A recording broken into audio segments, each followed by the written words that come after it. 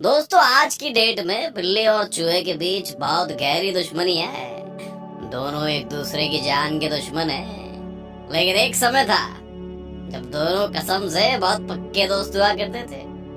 क्या आप जानते हैं ये दोस्ती दुश्मनी में कैसे बदली? चलिए हम थोड़ा फ्लैशबैक में चलते हैं, आपको समझाते हैं इत्मीनान से। एक बार एक छोटा सा गांव था, चंदनपुर नाम था उसका। उस गांव के मुखिया के यहाँ अनाज का एक गोदाम था। उसी गोदाम में वो रहता था और उसी गोदाम में रहता था एक छुटकू चूहा। अनाज खा खा कर एकदम मोटा ताजा हो गया था। दिन मजे में बीत रहे थे उसके। एक दिन चूहा बाहर टहल रहा था, तभी उसे कोने में बैठी बिल्ली दिखी। क्या हुआ बिल्ली? मैंने 3 दिन से कुछ नहीं खाया, मैं भूखी हूँ। चिंता मत करो, मैं तुम्हारे खाने का इंतजाम करता हूँ। बस जैसा कहूँ वैसा ही करना। बिल्ली मान गई। फिर चूहे ने सारी योजना बिल्ली को बता दी।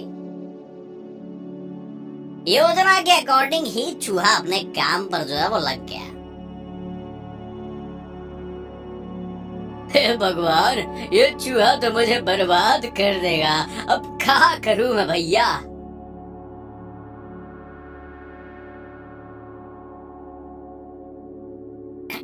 ये लो क्यूटी, पी लो।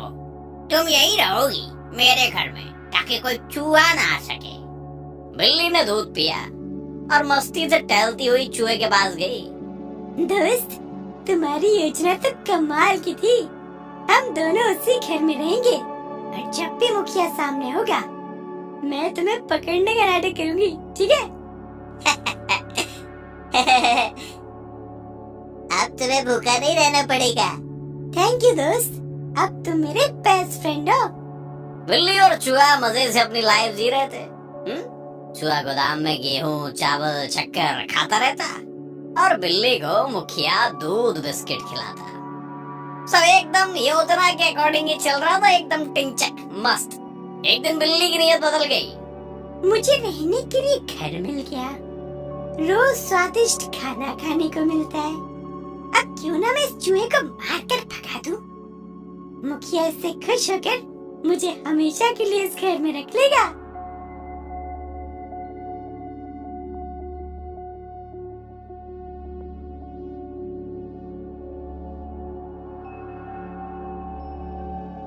मुखिया ये देखकर बड़ा खुश हुआ। बिल्ली भी पूरी मौज में थी, लेकिन बेचारा चूहा बाहर अधमरा पड़ा था। बहुत देर हो रहे, पता नहीं मैं बच भी पाऊंगा कि नहीं। तभी वहां एक चिड़िया आई, चूहे को उठा कर ले गई। पर कुछ दिन बीत गए। चूहा बिल्कुल टिंच हो चुका था, मतलब स्वस्थ हो चुका था और एक नया दोस्त भी उसको मिल गया था, वही चिड़ैया। लेकिन मुखिया और बिल्ली, यार अब मेरे घर में और गोदाम में कोई चूहा नहीं है, फिर मैं इस बिल्ली को मुफ्त में खाना क्यों खिलाऊं? बिल्ली को चूहे के साथ किए बर्ताव का पछतावा हो रहा था। वो सोच रही थी कि चूहा था तभी तक मुखिया उसे घर में खाना देता था। तभी उसे सामने से आता हुआ चूहा देखा। अरे चूहे मेरे दोस्त, तुम कैसे हो? मेरे साथ विश्वासघात करके पूछती हो मैं कैसा हूँ? इसे सबक सिखाना होगा। कुछ मत पूछो, कई दिनों से भूखा हूँ दोस्त। तो चलो मुखिया के घर, फिर से वही योजना। चलो मित्र। अरे ये मूर्ख तो फिर मान गया। चूहा जो है वो योजना के अनुसार फिर से मुखिया के घर में चला गया।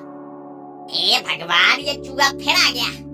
बिल्ली को भगाकर मैंने गलती कर दी। वाह बिल्ली, तुम आ गई।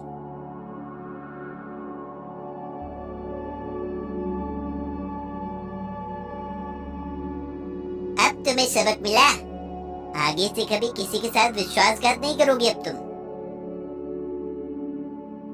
चूहा अपनी मौज में अपनी दोस्त चिड़िया के साथ रहने लगा और बिल्ली को मुखिया ने घर के बाहर फेंक दिया। बस कहानी खत्म। बजाओ ताली। चैनल को सब्सक्राइब करो। कौवा और गरुड़।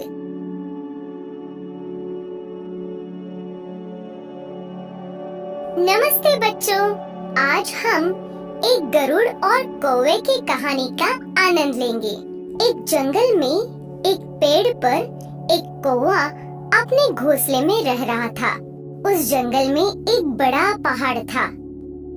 उस पहाड़ की चोटी पर एक गरुड़ रहता था।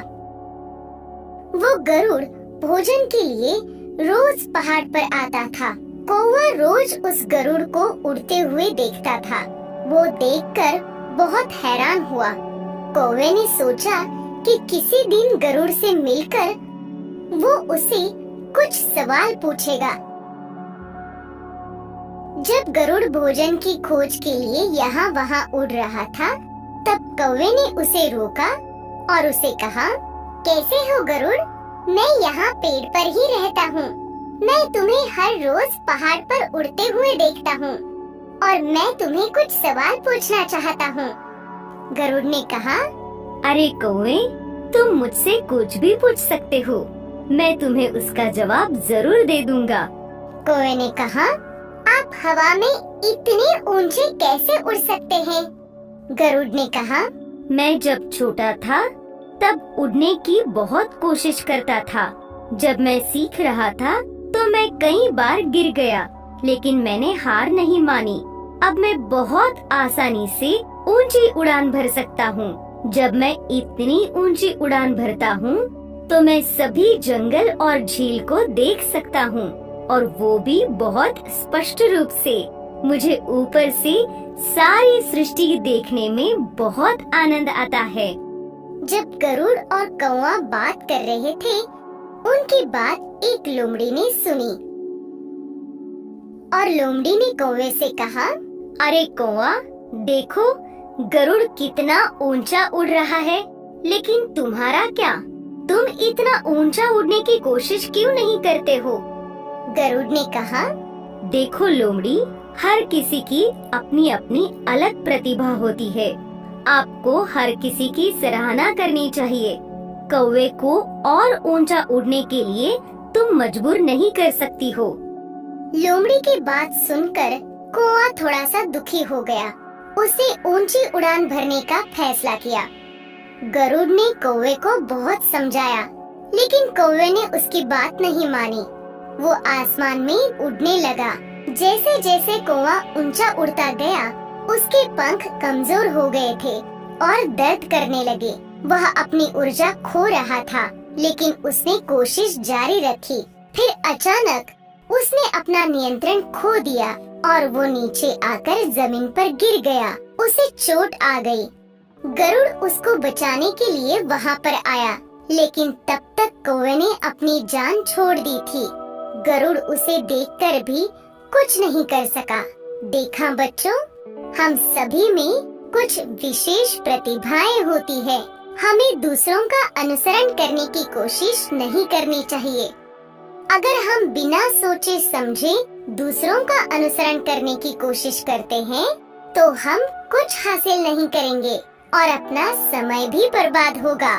कहानी पर अपनी राय हमें बताएं। टिप्पणियों में अपनी बहुमूल्य प्रतिक्रिया लिखें। हेलो बच्चों, आज हम दो दोस्तों गधे और बंदर की कहानी के बारे में बताने जा रहे हैं। लंबे समय से एक बड़े जंगल में कई जानवर रहते थे।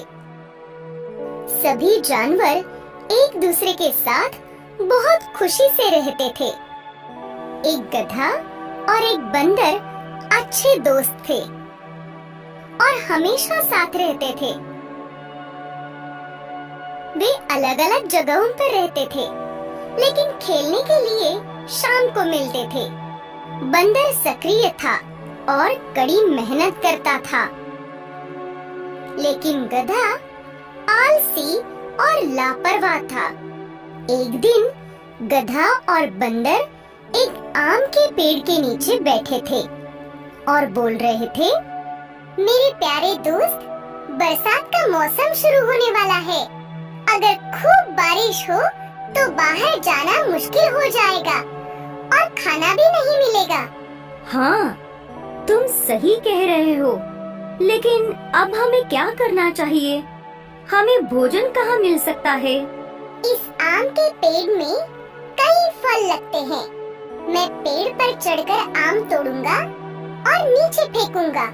तुम आमों को टोकरियों में इकट्ठा करते रहना, फिर हम आम को खा सकते हैं और कुछ बचाएंगे। बारिश का मौसम है और फिर हमारे पास खूब खाना होगा। गधा 1 मिनट के लिए सोचा और फिर उससे सहमत हो गया। ठीक है, हम आम इकट्ठा करते हैं। हम कल सुबह यहाँ आएंगे और ले जाएंगे। फिर वे दोनों वापस अपने स्थान पर चले गए। अगले दिन सुबह बंदर और गधा आम के पेड़ के पास आ गए। बंदर पेड़ पर चढ़ गया और आम को तोड़ने लगा। गधा पेड़ के नीचे सो रहा था। वही बंदर ने सारे आम को तोड़ दिया। सभी आमों को तोड़ने के बाद बंदर ने गधे से कहा, प्रिय मित्र, मैंने सभी आम तोड़ दिए हैं। अब आपको इकट्ठा करना है। मैं कुछ देर सोना चाहता हूँ, बाद में उन्हें इकट्ठा करूँगा। बंदर ने कुछ नहीं कहा। उसने आमों को इकट्ठा किया और घर चला गया। अगले दिन फिर से बंदर और गधा आम के एक और पेड़ के पास चले गए, जबकि गधा पेड़ के नीचे सो रहा था।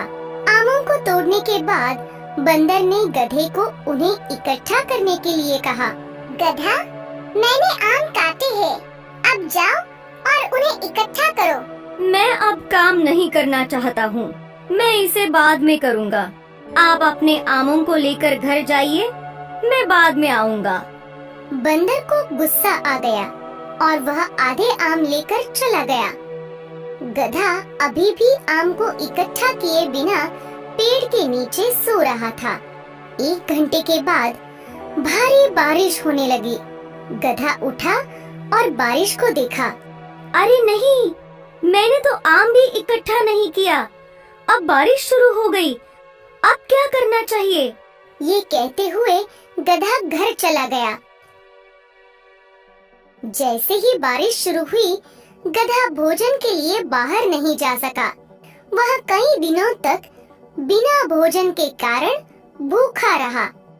तब उसे काम करने का मूल्य समझ में आया। लेकिन बंदर ने बारिश से पहले ही अपना भोजन इकट्ठा कर उसे बचा कर रखा था, इसलिए वो बहुत खुश था। बच्चों, मुझे आशा है कि आपने सबक सीखा होगा। हमें बंदर की तरह काम करना चाहिए, फिर हम पीड़ित नहीं होंगे। यदि हम गधे की तरह आलसी हैं, तो हमें बाद में पीड़ित होना पड़ेगा। कहानी का नैतिक ये है कि आलस बुरी किस्मत देता है, और यदि हम आलसी हैं, तो हमें जीवन में सफलता नहीं मिलेगी। कहानी पर अपनी राय हमें बताइए। टिप्पणियों में अपनी बहुमूल्य प्रतिक्रिया लिखें।